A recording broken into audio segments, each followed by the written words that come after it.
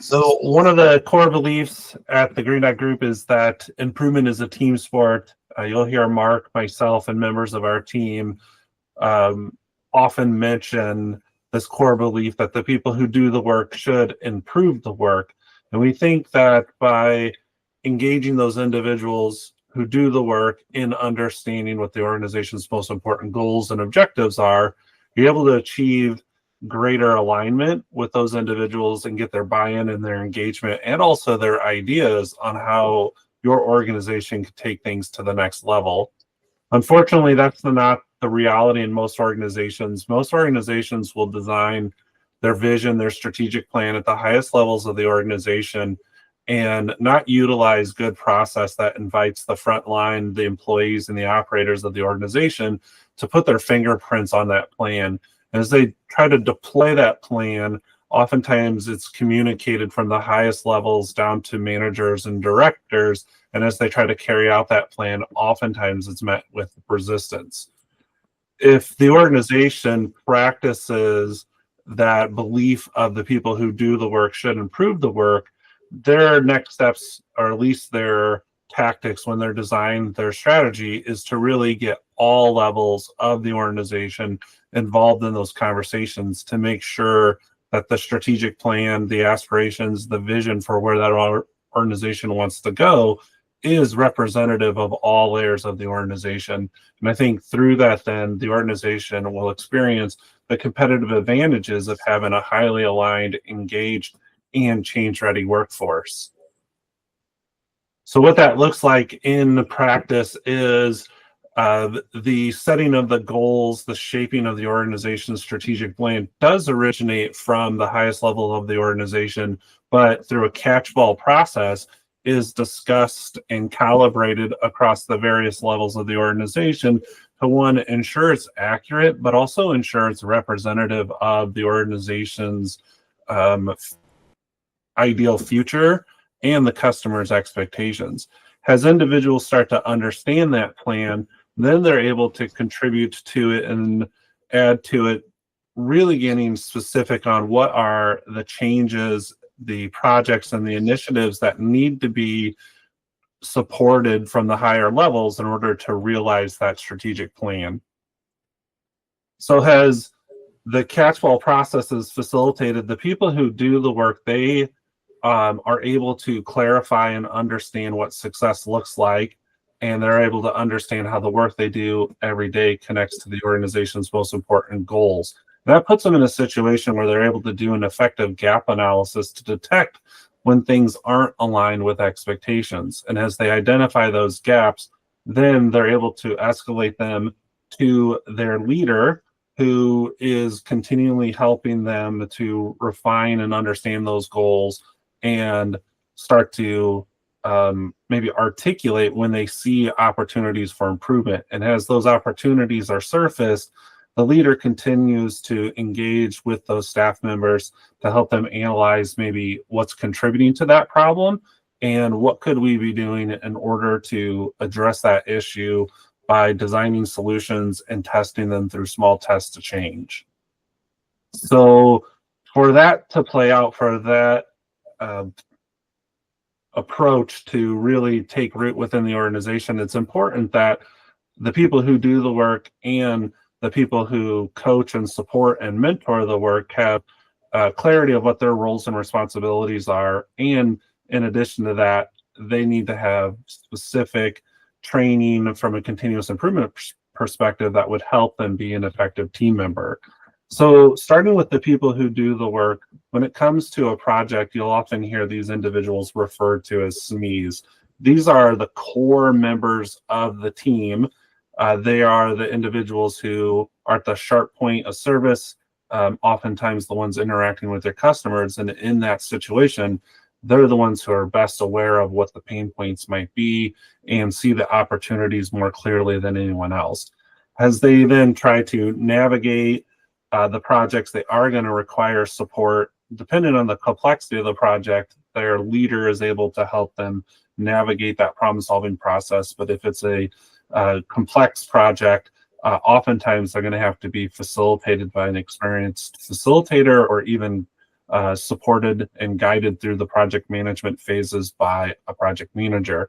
So you'll see some core teams will include facilitators, oftentimes in the form of a green belt or a black belt, or even a project manager. Those layers of the team are the project leadership team, the project manager, the belt, and the process owner all work cohesively to ensure that, one, the project stays on track, but also ensures that the project is aligned with stakeholders' needs. And then after the project's done, it's converted from a project into regular operations. Going beyond that core team and that project leadership team, we're expanding our sphere here a little bit. We're starting to look at the participation of individuals from more of an executive leadership level, which is oftentimes called your steering group or your project governance group. And the roles that you'll see active in the project from those layers of the organization are the project sponsor. This is the ultimate approver of the project. They're applying resources to the project.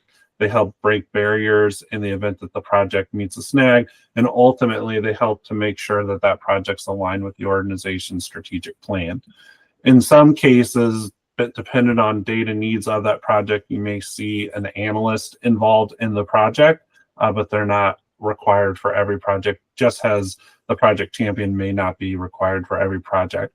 Just to dive a little bit deeper on the champion, they play a critical role from a change management perspective. They really help advocate for the stakeholders' needs and garner buy-in across the organization. Again, from a steering group perspective, the analyst and the champion are optional. I would not say that about the sponsor. The sponsor is not an optional role. It is critically important to have a sponsor to ensure the success of your project. So earlier you heard me talk about the importance of sharing and clarifying roles and responsibilities for these project team members. It may also be necessary to support these project team members with some continuous improvement training. So we're just looking here at a quick snapshot of the training that is available to individuals with an organization. Most times the core team members, the SMEs, the people who do the work, I think it's really helpful to give them the dialogue so that they could participate in the conversation about what improvements they're seeing. Oftentimes you'll hear us say that they need to have waste goggles. This invites them to look at their work in a different way. In order to equip them with that mindset, oftentimes the core team members, the SMEs, would benefit from receiving white belt and yellow belt training.